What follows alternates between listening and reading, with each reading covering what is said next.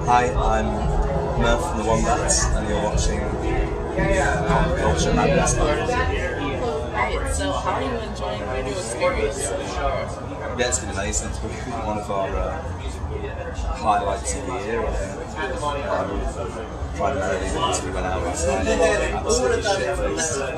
And I'm still shit-faced. We're not off the strip. So where'd you guys go last night? Just around? Well, I guess we probably did the tourist thing, didn't we? I think we went to the French Quarter. Yeah, things got really freaky. That's New Orleans for you. That's great. I should live here. It's perfect.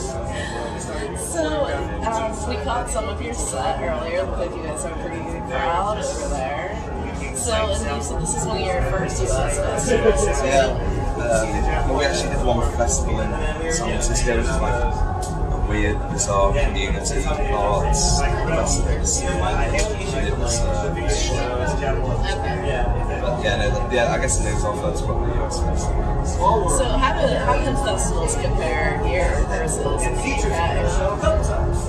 Well, obviously we have a lot more fans in the UK, and there's a lot more people. But to be honest,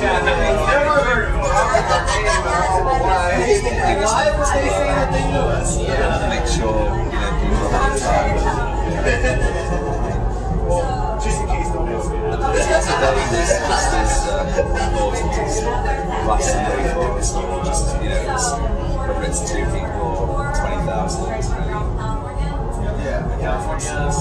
So do you have a preference between playing like larger festivals versus smaller club shows? I find smaller club shows are a bit more nerve-wracking, because I can see people's facial expressions, and you can see if they're enjoying it or if they're a bit bored, or if they're thinking about, going back to the tent or stuff like that.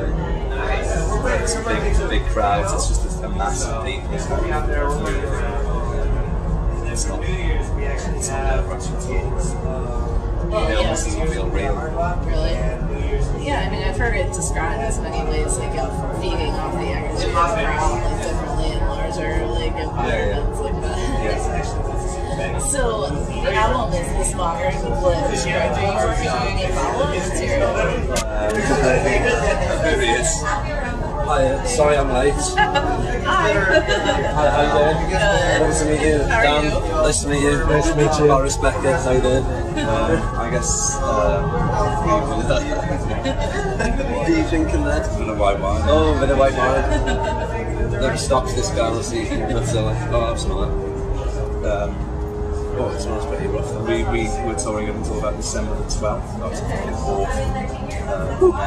And we'll have a month off. I'm sort of thinking about the third album. So are you a band that can write on the road, or you have to take some time off to do that? I'm not a person that can write on the road, I don't think. It's important to. I think that's like a normal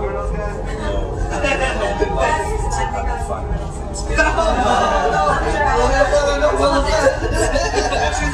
So, what is the best way for you to keep up to date with you? How has social media been a tool for you? It's been, I guess it is quite important. It's very, like we do try and keep us in touch, like Twitter and Facebook and stuff. We try and, it's a kind of strange world, but it's a world that we inhabit. I think fans like that. It's definitely something that they like to. They feel more a part of it, and they get to. I think we're kind of technophobes when it comes to that stuff, so we don't really get Twitter or Facebook, but we kind of do it because we think people would be interested. Of course. And yeah, the fans like eat it up. It's like one of those best ways to get that immediate feedback. Though. It's pretty cool. Totally, You get the mass message out to like 1,000 people. It's great when you can kind of tweet a picture of Dan's cough or whatever. It gets a lot of internet traffic. Lots of people laugh at it. A lot of comedy. Most people have never seen such a pink looking shoelace. It's kind of weird. They're like, is that a joke? And then they realise it's not a joke, and then they realise it's funny. It's not that funny for me, like, it's quite impressive. You live with what you've got, don't you? Really? You've got to make the most of it, so you just use your fist. Yeah. Take what you're being given and then just fist people. Oh, it's perfect for the gravestones. Deal with what you've got and then fist someone. No, I think just shit cock, great fist. Yeah. That's perfect. Yeah. So, how would you best describe your music for the first time, listener? Shit cock, great fist. It's like you don't know what you're getting, you kind of look at it and go, shit, the Wombats, that sounds like a silly name. Yeah. And then you kind of get there and you just kind of leave with this sort of tingling sensation. But in a good way, like a good tingle. Do you feel slightly confused for a little? Not like a doctor's tingle, like a masseur's tingle. You feel generally confused, and then you get a fucking forearm inside you, and you feel great. That was very graphic. Yeah, it's great. Yeah. Well, our gigs are very graphic. They're very. Todd has overexerted himself. He's in bed now on the bus because he's literally just Probably in tears. I think some of the members let him down. So did I hear a song played earlier about falling in love with a prostitute? Couple, Yeah, a few, yeah. I'm sure there's some stories behind that. Well, maybe a few stories behind it. But see none of them true.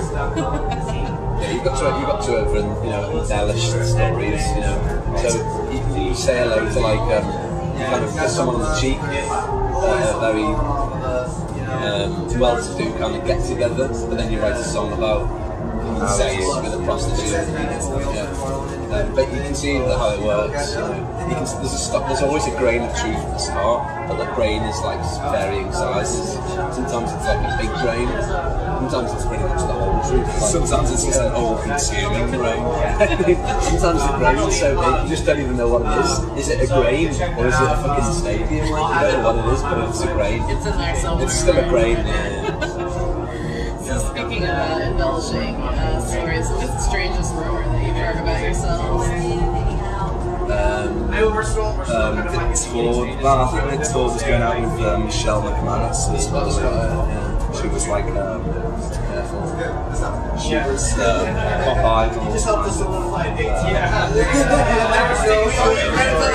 wasn't too great.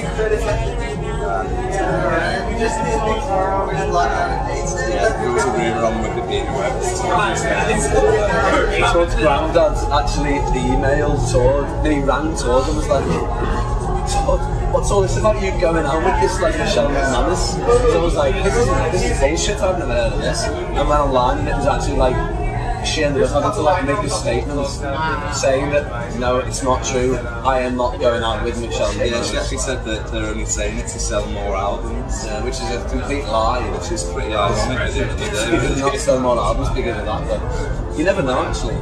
Maybe it didn't. So, what is next for you guys after this whole experience here? Bottle of white wine, bottle of red, Got the dad's hangover tomorrow. Maybe a listening session on the bus. Probably slightly depressed tomorrow. Yeah, probably a dark one tomorrow, but we'll be in Houston, so is there anything to do in Houston? Sure, we're from Philadelphia. Oh, really? Yeah. But have you come down all the way from there? Yeah. Did you drive? Yeah, we drove. You drive as well? It was rough. Yeah. Oh, God. That's a long drive, isn't it? Yeah. Almost 20 hours. 2 days? Yeah. Did you do any fisting to keep yourselves like... Of course. Yeah. Well, how else do you keep amused on the road? I mean, that's what we do, basically. So, is there any artists that you guys are looking forward to catching in their set? Are you guys going to be in the Band of Horses. Yeah. We're gonna try and persuade Band of Horses to let us on stage. We're gonna play Deftones My Own Summer for about half an hour. But then I don't know if they're gonna go for it. How many times did you actually play that today? 3 times. 3 times. If I hear that song in their set, but we'll see. Yeah. That's great. Well, I thank you guys so much for taking the time out to speak with us. Is there any, comments you'd like to share with the viewers of Ultra Madness? I mean, I think we've already kind of we've ruined it already. Basically, go and buy our album and then, you know, fist someone. Well, maybe can you fist yourself? You could fist yourself. Have you ever seen that? No, I've never. You need a lot of lube, I think. Actually, I think I've seen it. I think I actually, of course, I've seen it, but it's more kind of like one of those jobs, kind of like back there. I don't know if anyone's fisted themselves. We're obviously from joking behind. with all this, you know. We've never really seen it. Never fisted ourselves. You wouldn't fist yourself from behind, would you? You'd go kind of under the perineum. I reckon if you get you couldn't get much. You couldn't get like what you need. You'd kind of. I reckon you'd get like about there, and then you'd be like yes, and then you'd be like you're out of arm. Really? Yeah, well, if you were this way, you'd run out of arm pretty quickly. Yeah, You know what I mean? You get a bit of wrist, whereas like that's a great angle. You Something like really that. fucking like. But then the best thing to do is if you put your arms up there, and then if I double like that, and yeah, double fisted. basically punched your liver. Like the liver punch is what it's called, the wombat liver punch. That's what we like to do on tour, really. And that's really what we'd like to leave the fans with as a kind of afterthought, really. I guess that's just thought to take home with you. Yeah, thought to tell the That's kids. like a how-to video. Yeah, That's great. how Maybe we should do like a Step by technique step. video, Yeah. step by step, how to fucking fist yourself with the wombats. It would just be one page, wouldn't it? Well, I mean, it would be basically it'd be like the System of a Down front cover for their first album. You know what I mean? Make fist and shove up yourself. Yeah, I mean, it wouldn't be very difficult, would it, really? It's kind of self-explanatory, really, when you say fisting yourself. Yeah. So, yeah, on that note, probably need to stop now, do we? It's probably, yeah. Cut.